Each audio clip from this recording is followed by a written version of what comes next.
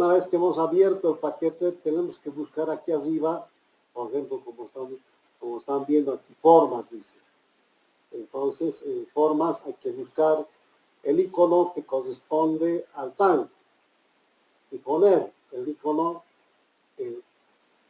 exactamente donde corresponde. Luego volvemos a la parte superior y buscamos otra circunferencia más pequeña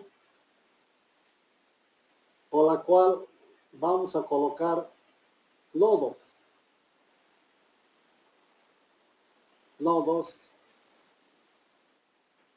Ahí está un nodo.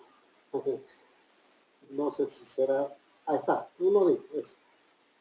Son puntitos negros, como están viendo.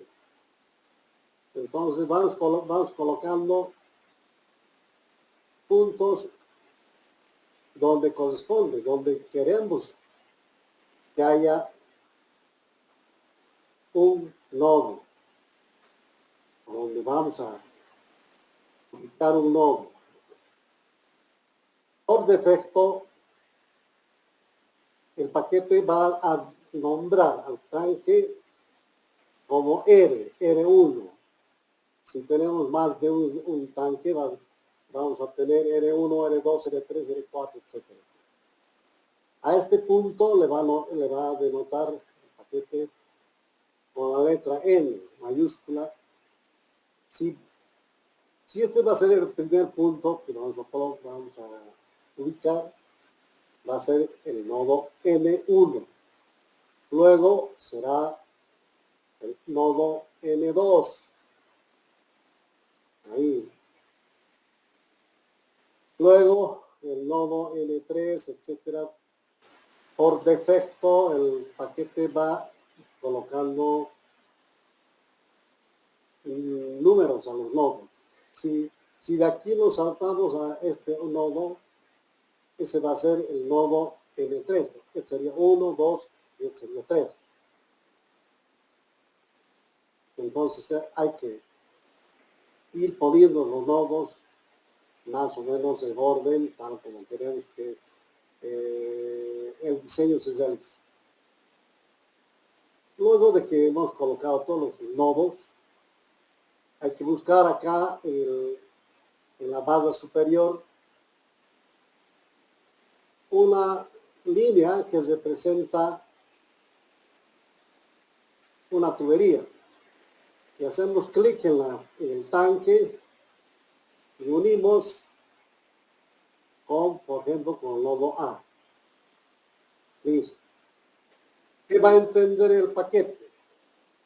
El paquete va a entender de que el caudal, o sea, el flujo ha de empezar en el nodo T, perdón, el tanque T, y va a fluir hasta el nodo A. Pero si nosotros queremos hallarlos como sea nomás, podemos buscar el icono de un tramo y podemos empezar rayando del nodo B al nodo A. Así. Si hacemos eso, el paquete nos va a entender de que el flujo va a comenzar en el nodo B hacia el nodo A. De esa manera va a entender el paquete que va a funcionar la red. Pero como no hay caudal en el nodo B, entonces ni bien empecemos a correr el programa, el paquete, nos va a botar error. Si no han leído todo el manual, sobre todo los códigos de errores, no van a entender de qué se trata. Van a intentar coser de nuevo y otra vez les va a salir error. Van a intentar 10 veces, 20 veces, 100 veces. Al final van a lanzar su laptop al piso y lo van a pisotear, más decir, pensando que la laptop está fallando. No, pues. No falla la laptop, tampoco el paquete. Quienes fallan son ustedes, porque se están rayando al revés. Se están rayando al revés. No es cuestión de rayar como sea nomás. Tienen que rayarse o rayar tal como queremos que funcione el sistema de agua. Y en este caso hay que empezar rayando desde el tanque al nodo A. La flecha no va a aparecer de inmediato. Hay que abrir otras ventanitas. Hay que hacer doble clic en cada tramo. Se abre una ventana.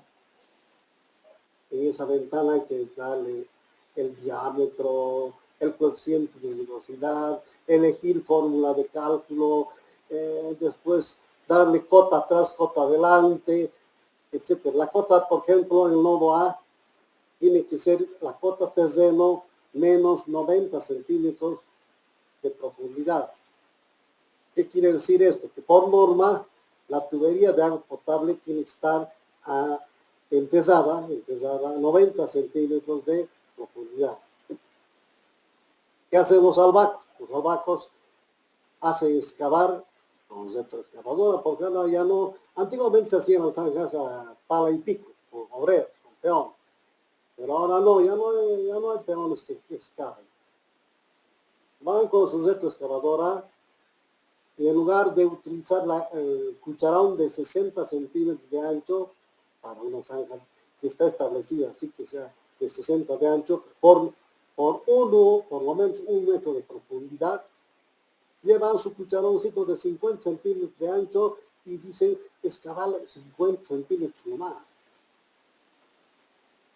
Y si el supervisor no está ahí todos los días, porque eso acostumbran a hacer los supervisores, sobre todo supervisores de obritas que están en el campo, en los polígonos.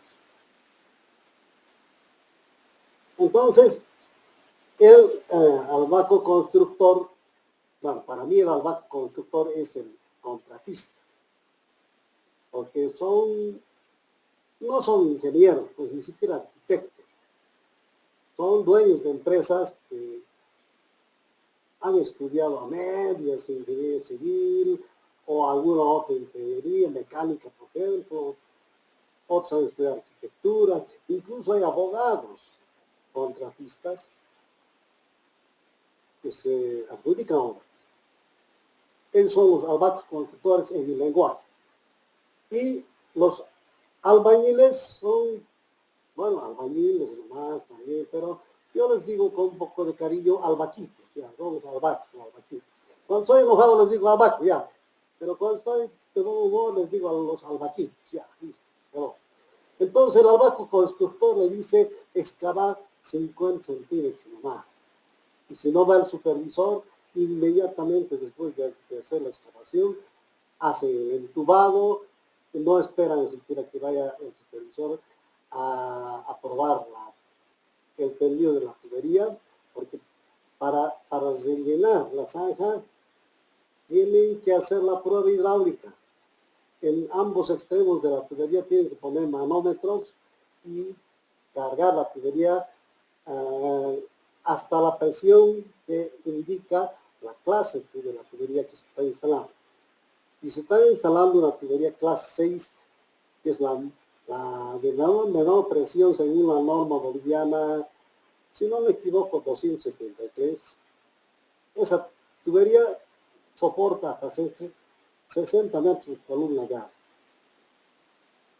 Pero 60 es la presión nominal de la tubería. 60 podríamos multiplicar por 80, sería 42.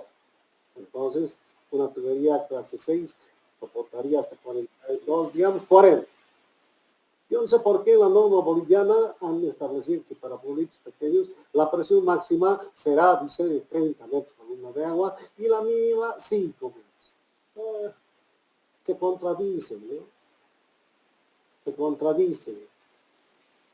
Los redactores de la norma en la 689 dice mínima 5, máxima 30. En la otra norma, la 275, 273, los que han redactado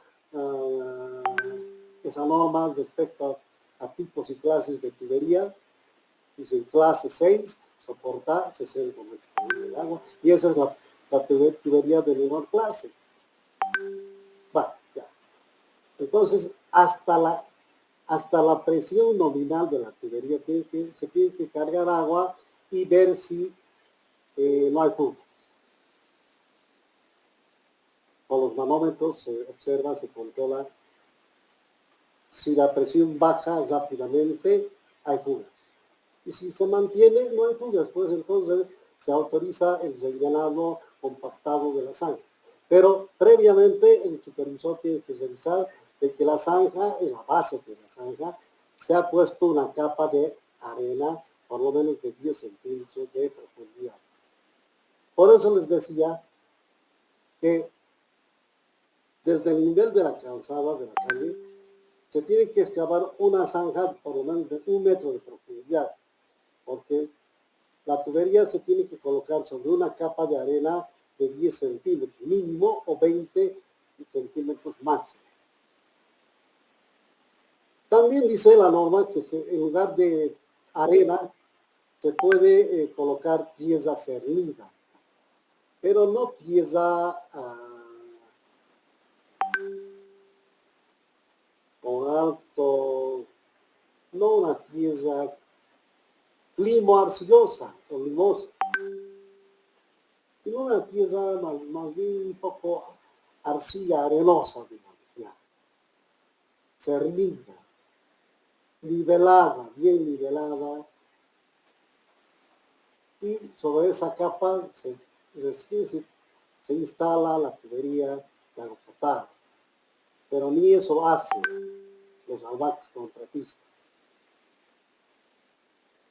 Le meten nomás como sea y listo. Luego lo tapan y cuando va el supervisor dice, no estabas puesto todavía. Ya hemos hecho la prueba, todo, ya está bien. El supervisor por no ir que firmar, autorizando el relleno y compactado de la sangre. Bueno, en cada tramo hay que dar cota atrás, cota adelante, y para eso hay que ya definir las cotas de la tubería en cada nodo. El paquete les pregunta, cuando hacen doble clic, por ejemplo, en este tramo 2, no les pregunta, sino que abre una ventana y en esa ventana tienen que darle todos los datos correspondientes al tramo 2. ¿Creen que ustedes que el paquete se los va a calcular el diámetro? No, está equivocado, ¿sí? No calcula. Hasta ahora yo sé que ningún paquete calcula el diámetro. ¿Por qué? Porque los programadores respetan pues el criterio del proyectista, no van a finalmente hacer un paquete para que elimine a los proyectistas, no, respetan. Y por eso simplemente dan alternativas. Dicen, ¿qué fórmula quieres usar? Ashley Williams, meter tu coeficiente C. Manning, meter el coeficiente N. Darcy Weisbach, meter el coeficiente E, de rugosidad de Darcy Weisbach. Eso es lo que pide. Como el paquete no es adivino, entonces no sabe qué cota hay, qué cota tiene la tubería atrás y qué cota adelante. Hay que ponerle cotas. Y eso es manualmente. Muchos dicen, hay que darle al paquete un plano digitalizado y que el paquete solito lea las alturas y coloque las alturas ya en el WaterCAD. Están hablando de pelotudeces, no, tonteras. Bueno, y otros detalles más que hay que darle al paquete. Pero fundamentalmente, les decía que hay que rayar los tramos de la tubería, respetando los sentidos de flujo que tienen que producirse. No podemos, por ejemplo, rayarnos haciendo clic en el C y hacia A, ahí. Si hacemos eso, el paquete va a interpretar que el flujo comienza en el nodo C y que llega al nodo A. Y va a botar su error. Va a botar el error. Tenemos que rayar bien, pues, bien. Y para eso tenemos que definir claramente cuáles van a ser los sentidos del flujo, tal como estamos viendo aquí en este esquema. Todos los tramos ya tienen sus flechitas, ya están definidos los sentidos del flujo. Entonces, por ejemplo, para el tramo GH, tenemos que hacer clic en el nodo G y rayar hasta el nodo H. Haciendo así, el paquete va a entender que el flujo comienza en G, termina en H. Esas cositas son las que causan graves consecuencias a quienes se meten a manejar paquete sin haber estudiado bien al paquete. Hay que leer el manual del paquete y hacer varias pruebas. No es meterse a manejar el paquete como sea nomás. Todo queremos hacer en Bolivia como sea nomás. No es así. Bueno, una vez que hemos terminado de dibujar la red bien hecho, no nos hemos hallado como sea nomás, sino que hemos dibujado bien. Ya después hay que darle a cada tramo los datos correspondientes, todos los datos correspondientes para que el paquete pueda luego coser y botar y calcular velocidades, pérdidas de carga, presiones en los nodos y en los extremos finales. Eso es lo que hay que hacer. Pero para darle al paquete diámetros, por ejemplo, longitudes, bueno, hay que trabajar pues. En el plano topográfico hay que medir pues, las longitudes. Ahora, que en un paquete digitalizado con curvas de nivel, etcétera, en el WaterCAD se puede medir la longitud, se mide, eso es verdad, pero hay que hacerse, hay que medir eso. Muchos creen que hay que darle el plano digitalizado al paquete y que el AutoCAD se lo va a medir automáticamente distancias del nodo A al nodo C, etcétera, etcétera. Falta que pidan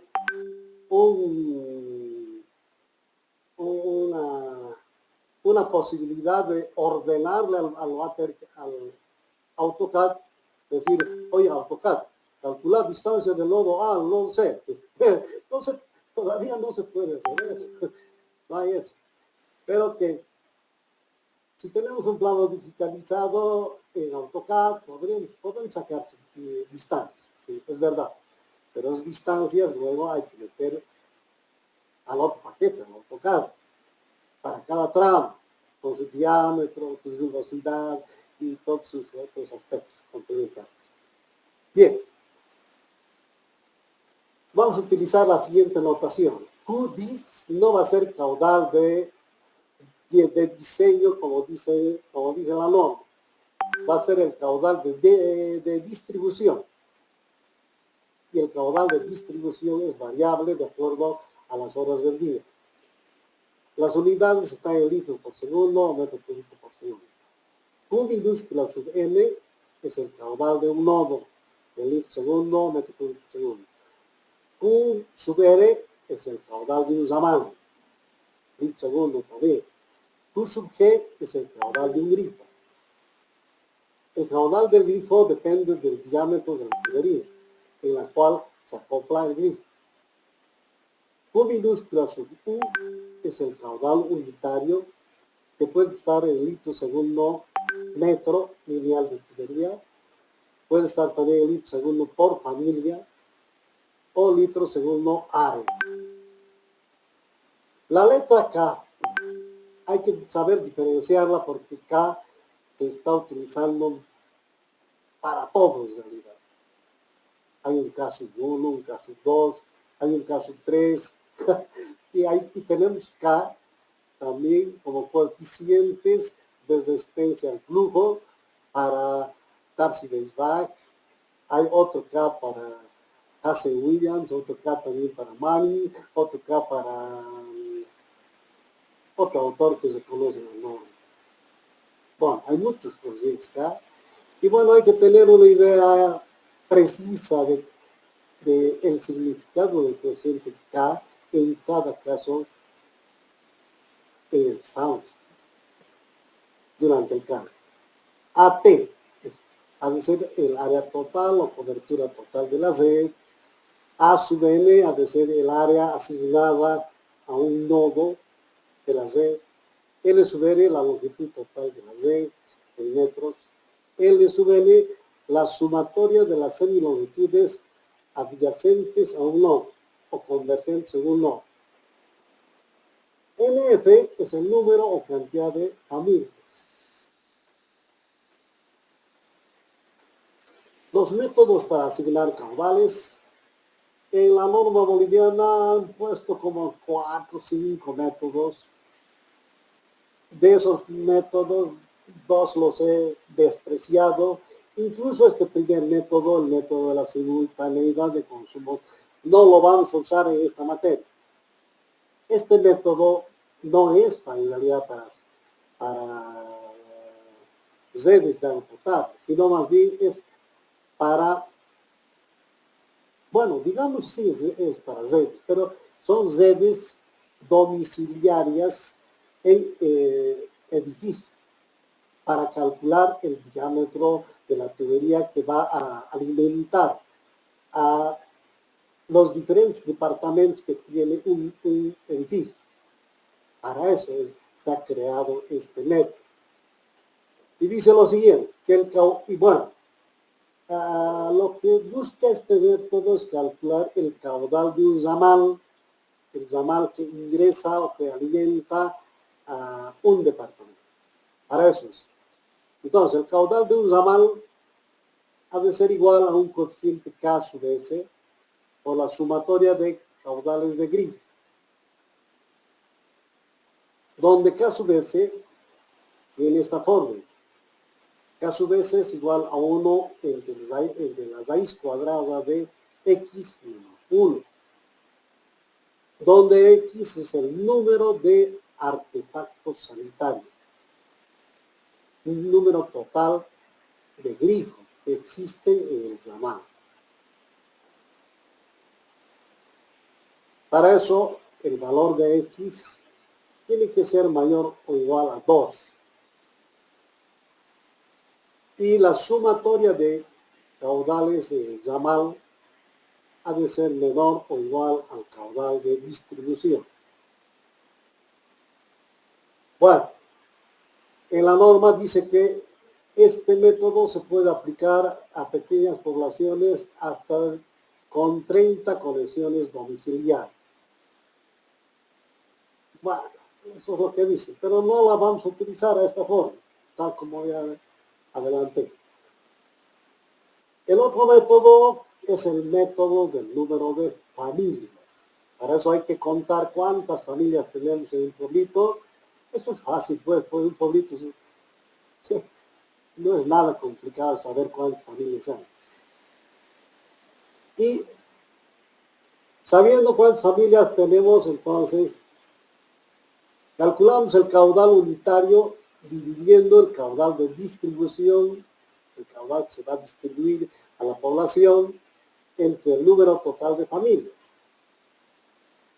Y con este caudal unitario hallamos el caudal de cada ramal de la red de agua potable. Caudal de ramal igual al caudal unitario por el número de familias en el ramal, NF. Nada más. Fácil de calcular el caudal de un ramal.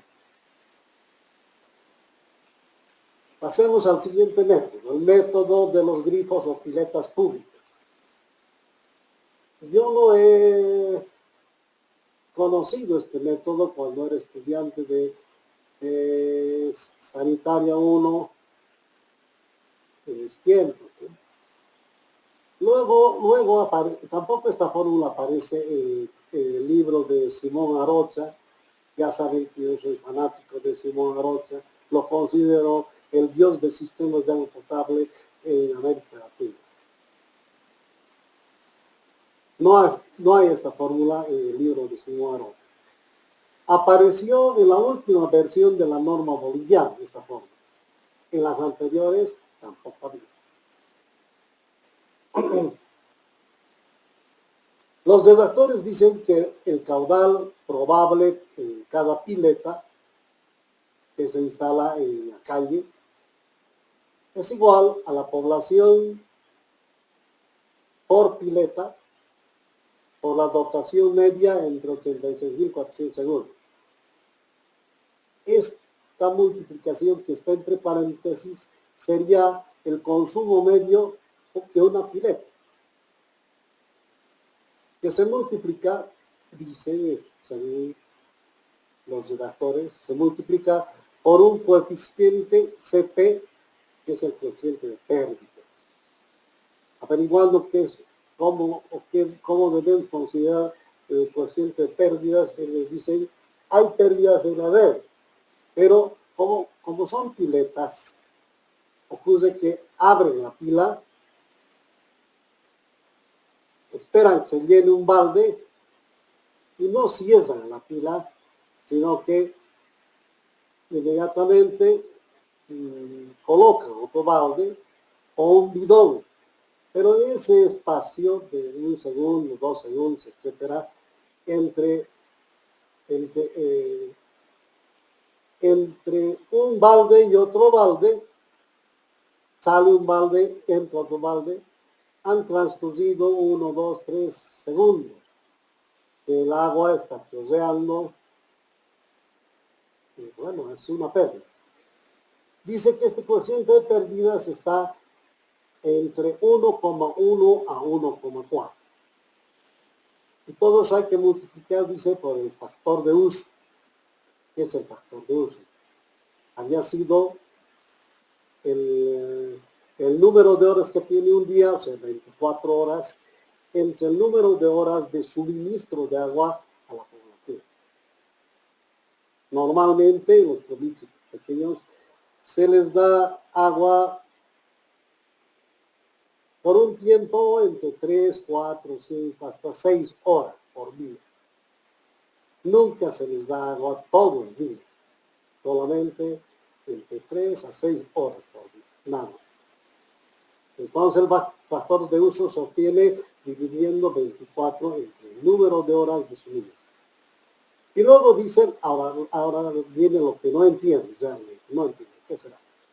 Bueno, viene todo eso multiplicado por 1 entre la eficiencia del sistema. EF dice que es la eficiencia del sistema y que esa eficiencia varía de 0,7 a 0,9. Como yo no sé qué será a qué se refiere la tal eficiencia, yo simplemente recomiendo que adoptemos un valor intermedio, por ejemplo, de 0,8. Ya, listo. Y dice que esta multiplicación tiene que ser mayor o igual a 0,10 litros por segundo. ¿Por qué tiene que ser mayor o igual a 0,10 litros por segundo?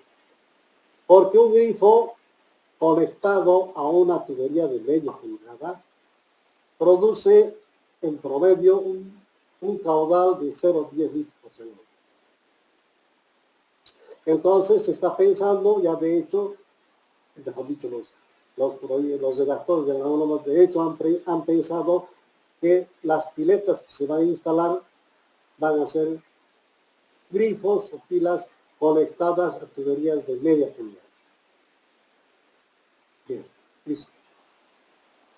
Por eso tendríamos dos métodos para asignar caudales a una red de agua potable, una red de un pueblito chico,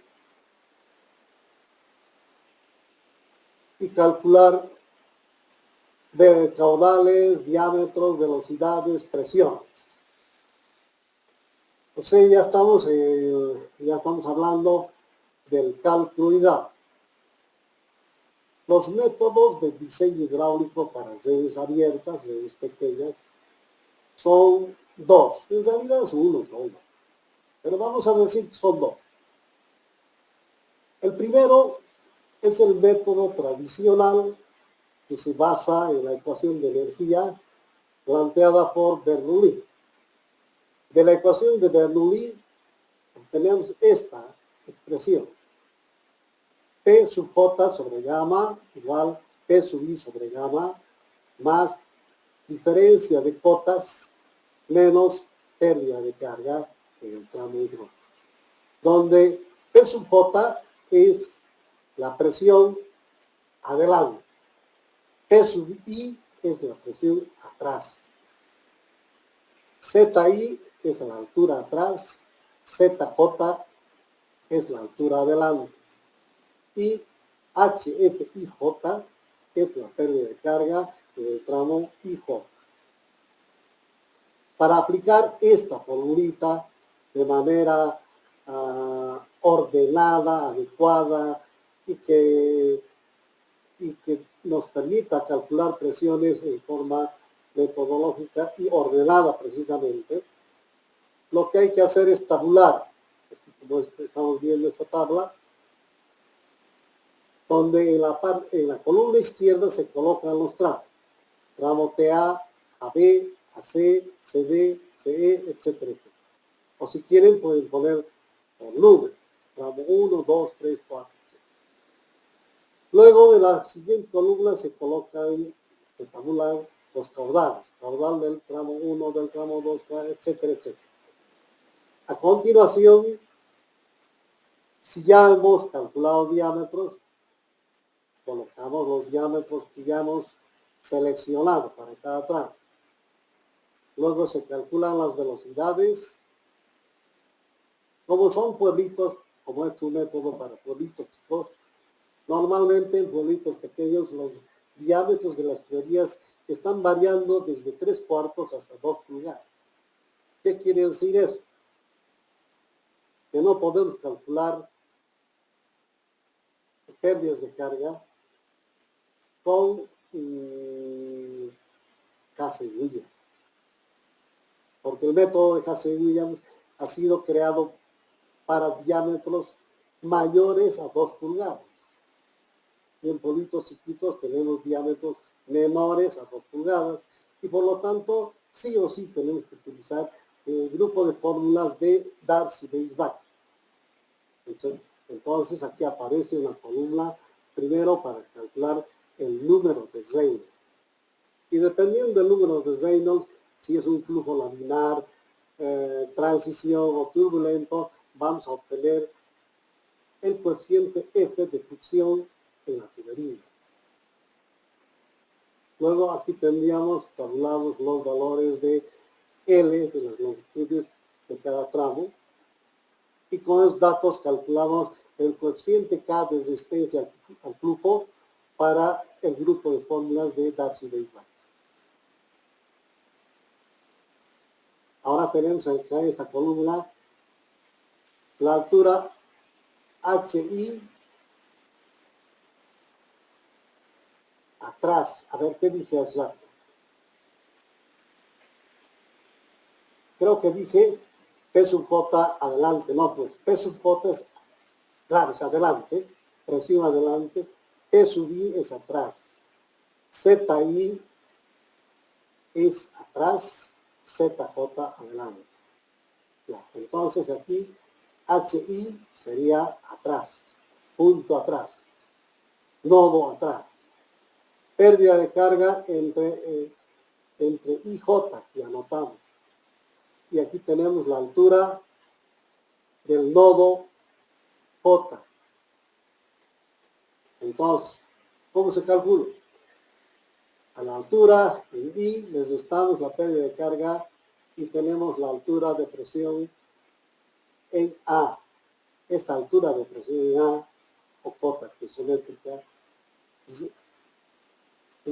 a esa altura les restamos la cota tubería en A. Aquí está. Aquí anotamos cota tubería en A y tendríamos la presión efectiva en A. Y así calculamos para cada tramo. Cada línea de esta tabla, en cada línea calculamos la presión correspondiente al nodo A, al nodo B, C, D, E, F, G, hasta el nodo E. Y se hace de una manera metodológica, bien ordenada, sin error, sin posibilidad de error o equivocación. Ese es el método clásico o método tradicional, método antiguo, etcétera, etcétera. Antiguamente no habían redes abiertas interconectadas.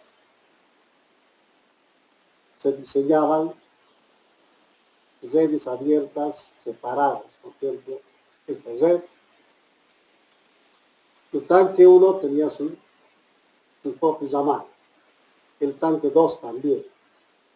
Pero se vio más tarde un crecimiento, digamos, en esta parte central, donde había que hacer un ramal, pero a este ramal le faltaba agua. El tanque 2 ya no podía proveer agua a este ramal. Entonces se ha visto necesario acoplar este ramal del tanque 1 y reforzar con agua al nodo B, reforzando el caudal 2 de esta otra red. Entonces ya se podía satisfacer la demanda de agua de este ramal B que está viniendo hacia abajo de color verde. Y ahí aparece un problema interesante, ¿no? Sucede de que en el nodo B tenemos ahora los tramos 2, el tramo 2 y el tramo 4 convergentes en el nodo B.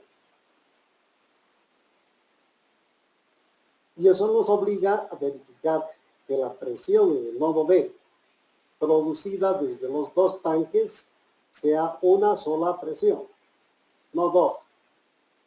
Para eso tendríamos, aquí ahora vemos en el perfil aquí. En el tramo 1, que es este tramo, calculamos la pérdida de carga, HT1. En el tramo 2, calculamos su pérdida de carga, HT2. Entonces, desde la altura máxima del agua en el tanque, restamos HT1, restamos HT2 y tenemos aquí la cota o altura piezométrica en el nodo B. Esa altura piezométrica menos la cota tubería en el nodo B nos da la presión efectiva en B.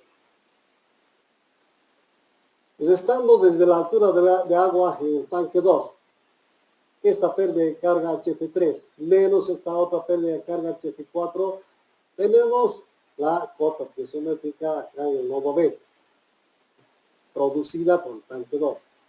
Esta cota piezométrica producida en el nodo B, ahí, cota piezométrica en B menos cota tubería en A, nos da la presión en B. Pero por condición hidráulica, en el nodo B tiene que existir una y solo una presión. No puede haber dos presiones. Porque, como vemos acá, el tanque 1 está a mayor altura que el tanque 2. ¿Qué puede ocurrir? Tal como dicen los plomeros de la CELA, así llamamos, ¿no? La CELA. No es pues la CELA. Su nombre es Servicio Local de Productos y Alcantarillado. No es la servicio local, es el servicio local. Pero ellos dicen la CELA, ya. Los plomeros de la CELA dicen, el agua del tanque 1 le patea al tanque 2 y le hace retroceder. Por eso ahora el agua del tanque 1 está rebalsando en el tanque 2. Entonces, si no queremos que se balse en el tanque 2, tenemos que lograr que en el nodo B tengamos una y solo una presión. Todo esto que estamos viendo en perfil nos permite plantear la ecuación de esta manera. Aquí está. Altura del agua en el tanque 1 menos HF1 menos HF2 ha de ser igual a la altura del tanque 2, altura del agua en el tanque 2, menos HF3 menos HF4. Tienen que ser igual.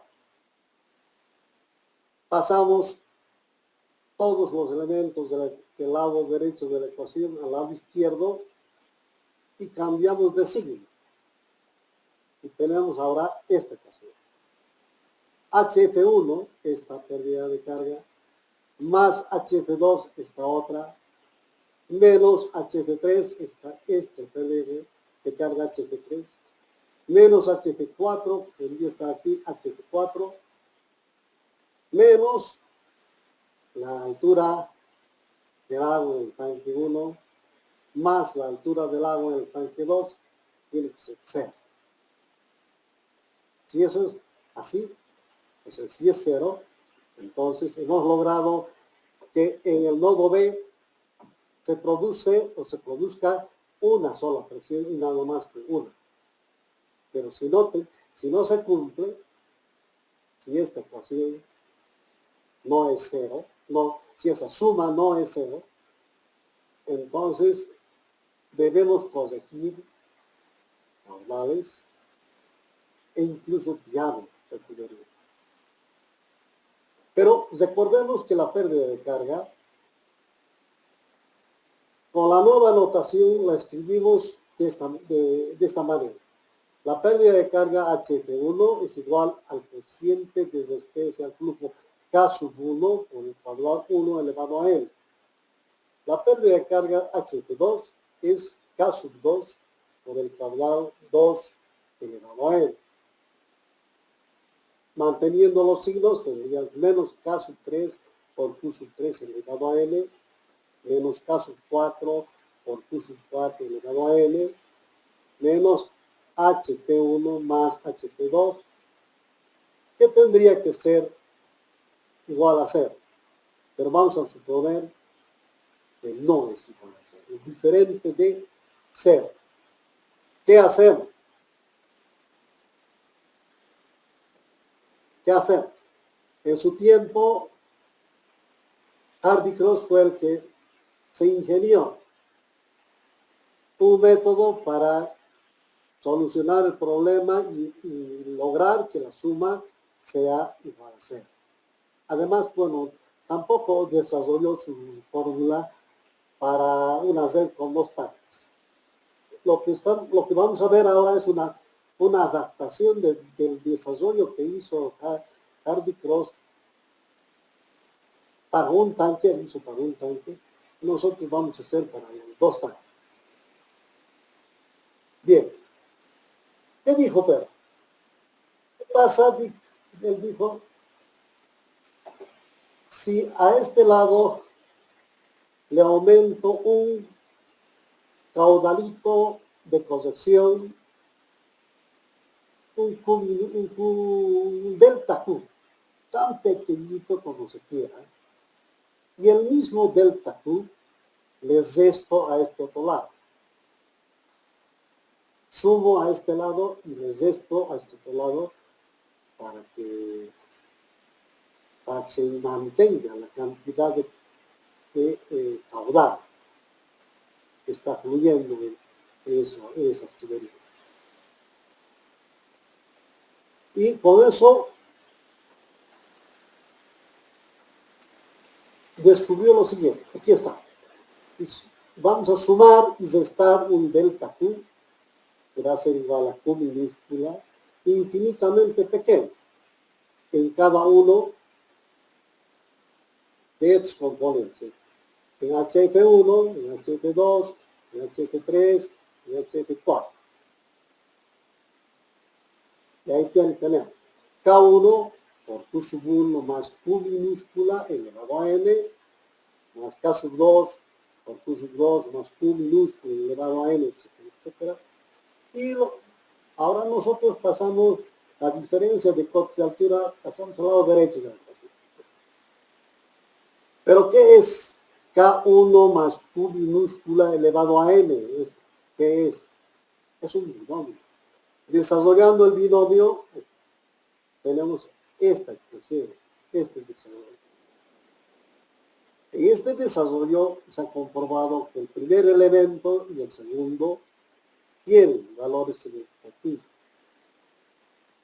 A partir del tercero, donde tenemos aquí Q minúscula al cuadrado, y al final tenemos Q minúscula elevado a N, y aquí ya no tienen valor, ya no tienen valores significativos que afecten al caudal del tramo que se está considerando. Supongamos que este Q minúscula es 0,0032 elevado al cuadrado, ya no es nada. Elevado, multiplicado por todo esto, ya no tiene valor, no tiene valor significativo. Entonces, Hardy-Cross despreció todos estos elementos.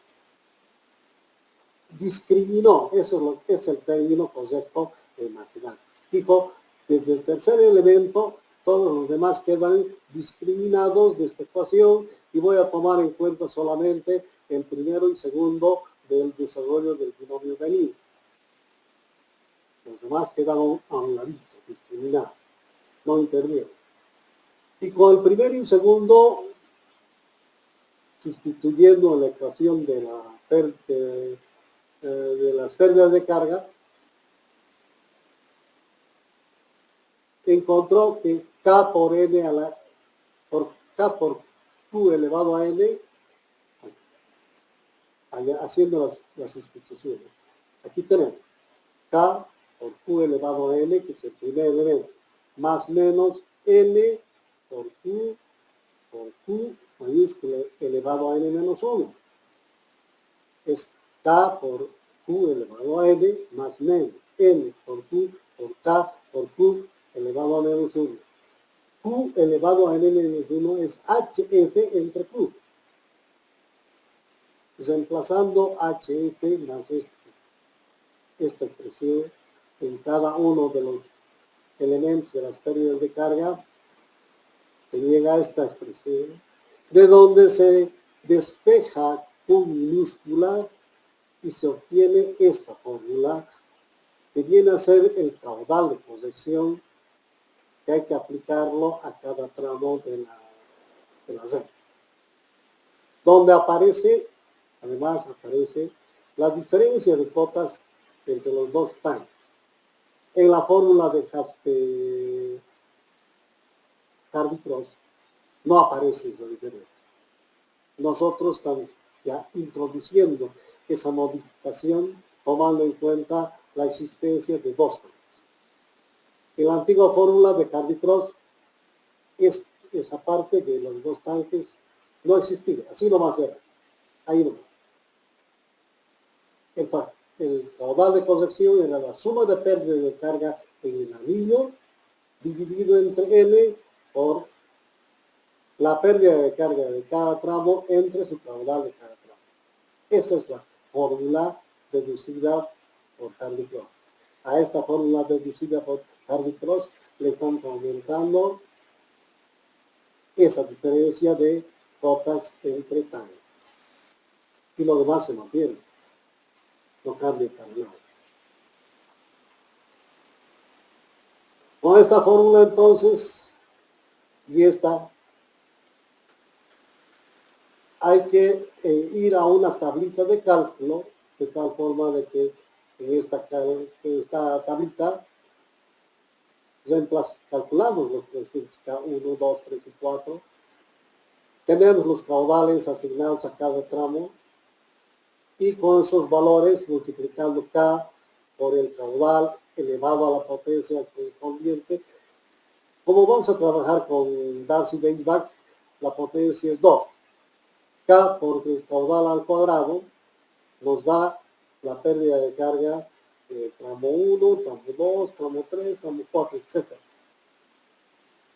Y en esta columna tenemos que verificar que la suma de pérdidas de carga, o sea, esta suma, hasta ahí, tiene que ser igual a 0.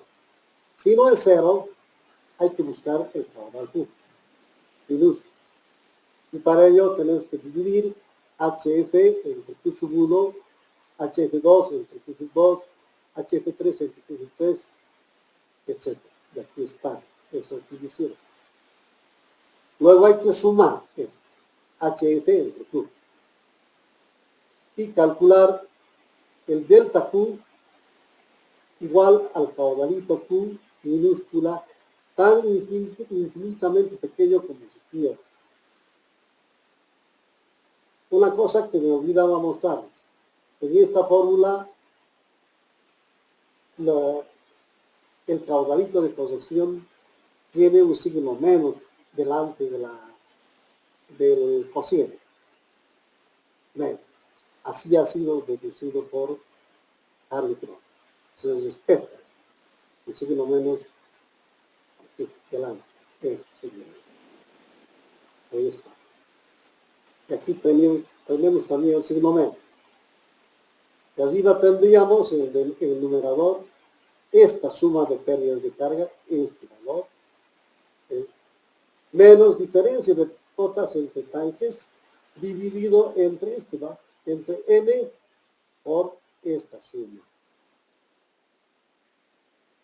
Reemplazamos entonces, calculamos el caudalito Q y con su signo, más o menos, colocamos el valor de Q y corregimos. Q sub 1 más o menos el caudalito de corrección, que nos da un nuevo valor de Q sub 1. Q sub 2 más o menos Q minúscula y tenemos un nuevo valor de Q sub 2.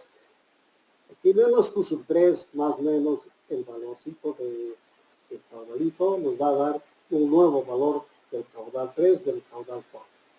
Y con estos valores, con estos caudales corregidos, empezamos de nuevo a hacer el cálculo. Calculamos pérdidas de carga. Si la suma no es 0, continuamos haciendo operaciones, obtenemos un Q sub 2 minúscula, hallamos nuevamente caudales, reemplazamos, recalculamos pérdidas de carga hasta que la suma de pérdidas de carga sea igual a 0. Y cuando es 0, entonces hemos logrado que la presión en el nodo B sea una y solo una. Bien, ejercicio. Ahí vamos a quedar, yo estoy un poco apurado ahora, tengo que ir a la inspección técnica vehicular y el día miércoles continuamos ya entrando a un ejercicio C. Quedan invitados para ver